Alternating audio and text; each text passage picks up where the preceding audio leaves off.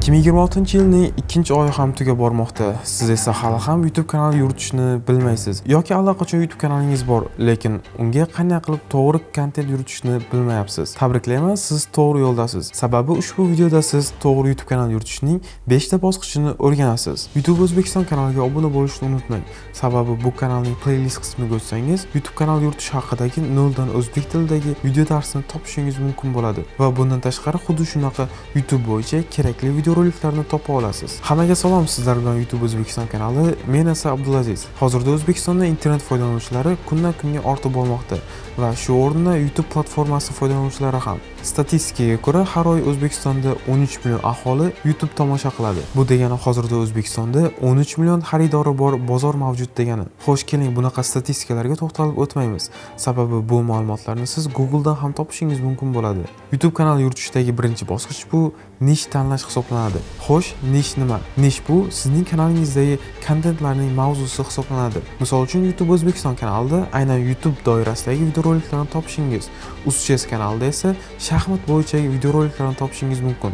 Yokida Mangalandiya kanalida aynan anime bo'yicha videoroliklar mavjud. Ko'rib turganingizdek, ushbu 3 ta kanalning mavzulari 3 xil hisoblanadi. Agar siz hali nish topmagan bo'lsangiz, o'zingizga to'g'ri nish tanlang. Shu o'rinda ko'pchilik qiladigan bir xatoni aytib ketmoqchiman. Faraz qiling, sizning YouTube kanalingiz bor va unga bir qancha videoroliklar yuklagansiz. Birinchi videongiz kompyuter o'yinlari haqida, ikkinchi videongiz esa shunchaki maktab yoki universitetingiz haqidagi vlog, uchinchi videongizda esa qanaqadir olamshumul yangilikni aytib chiqqansiz. Bu o'rinda 3 ta video 3 xil mavzuda bo'lgani uchun YouTube sizning aniq bir nishingizni bilmaydi va videolaringiz kerakli insonlarga ham tavsiya qilmaydi. Shuning uchun kanalingizdagi videolar kam prosmotr bo'lib qolib ketaveradi. Buning yechimi yana o'sha gap. Siz aniq bir nish toping va o'sha nish bo'yicha videolaringizni chiqaring. Mana endi ikkinchi bosqichga o'tamiz. Ikkinchi bosqich kontent plan tuzish haqida hisoblanadi. Agar sizning YouTube kanal yuritish bo'yicha rejangiz jiddiy bo'ladigan bo'lsa, kontent plan tuzish va ssenariy yozishni chuqur o'rganing.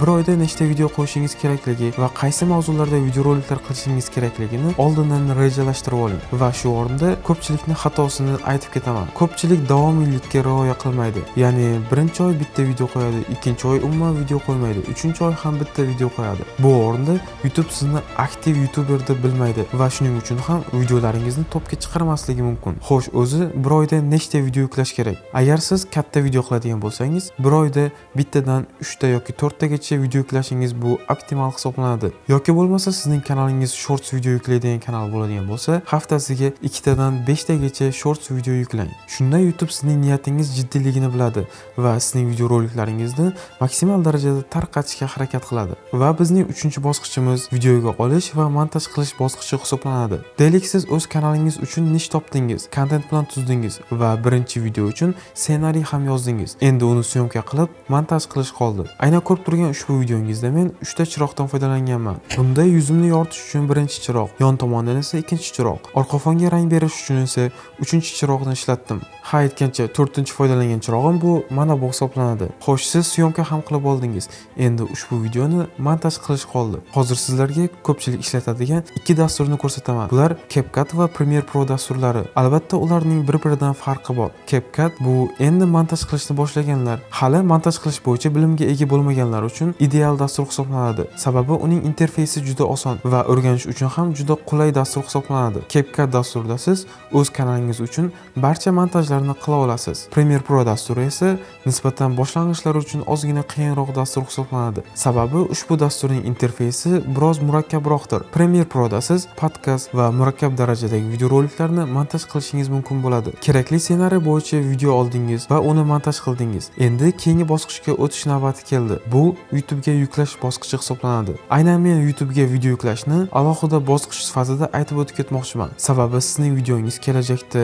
topga chiqish yoki chiqmasligini aynan ushbu bosqich ham hal qilib berishi mumkin. Videongizni YouTube'ga yuklashda siz ushbu 3 ta narsaga e'tibor berishingiz kerakdir. Birinchisi sarlavha. Sarlavhani shu darajada yozingki, odamlar uni o'qigandan so'ng uni o'tkazib yubormasligi kerak. Ikkinchisi esa bu video muqovasi. Ha, muqova ham eng asosiy ahamiyatga ega. Sababi YouTube foydalanuvchilari birinchi rasmni ko'radi, so'ng esa sarlavhani o'qiydi. Shuning uchun sarlavha va video muqovasiga kattaroq ahamiyat qarating. Uchinchi muhim narsalardan biri esa bu taglar yozish. Siz videongizga o'sha video mavzusidan kelib chiqib, kerakli taglarni albatta yozib chiqing. Xo'sh, o'zi taglar qanday ishlaydi? Deylik, sizning YouTube kanalingizning obunachilari kam va siz video yukladingiz. Ushbu vaziyatda YouTube sizning auditoriyangiz kim ekanligini bilmaydi va aynan siz yozgan taglarga asoslanib YouTube videongizni odamlarga tavsiya qiladi. Va yana eslatma sifatida aytib o'taman, ushbu 3 narsaga kattaroq ahamiyat qarating. Bu sarlavha, video muqovasi va taglar. Xo'sh, nega? Faraz qiling, bizning videomiz bu bizning produktimiz va uni sotishimiz kerak. Aynan sotish jarayonida biz uni chiroyli qadoqda beradigan bo'lsak, albatta uning xaridorlari ko'payadi va